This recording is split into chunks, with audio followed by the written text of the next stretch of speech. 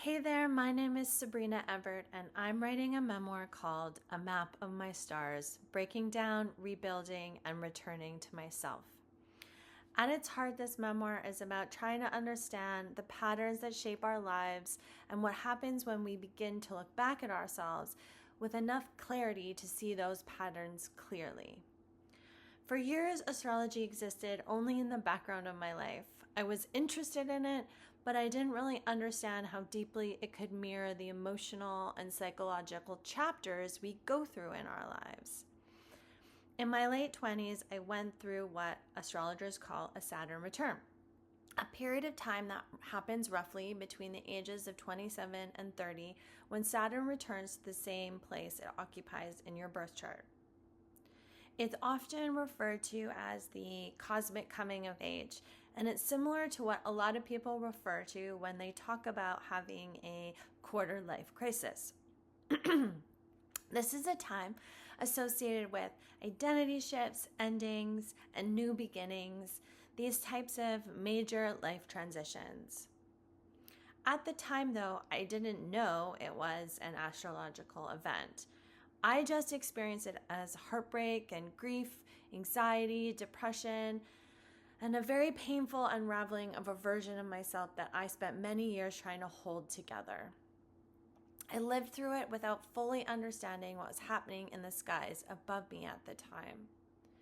But years later, after a devastating breakup recently in January 2025, I found myself in a similar position, searching for meaning yet again.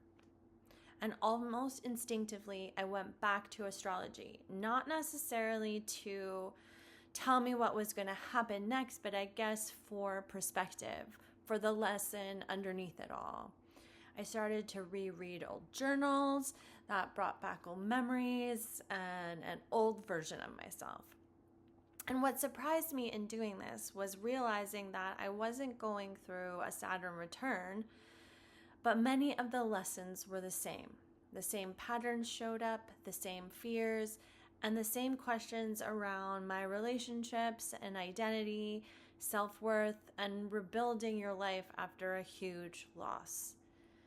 And that realization was the start of writing my memoir. A Map of My Stars is a memoir that weaves together a personal narrative inside an astrological framework that's about trauma recovery and transformation. And rather than teaching astrology or using it as a tool to predict the future, my memoir explores astrology as a lived experience. I think it answers the questions around why certain lessons keep repeating themselves throughout our lives.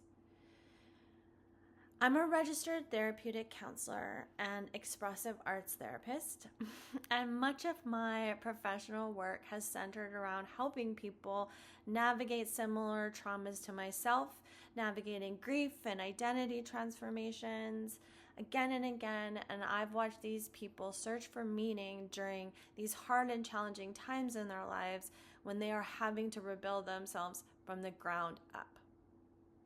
And I think that's part of why astrology has become such a powerful cultural language right now, especially even among millennials and Gen Z audiences, because we're living in hard and challenging times when people are searching for frameworks that can help them make sense of all of this uncertainty and all of the change that's happening.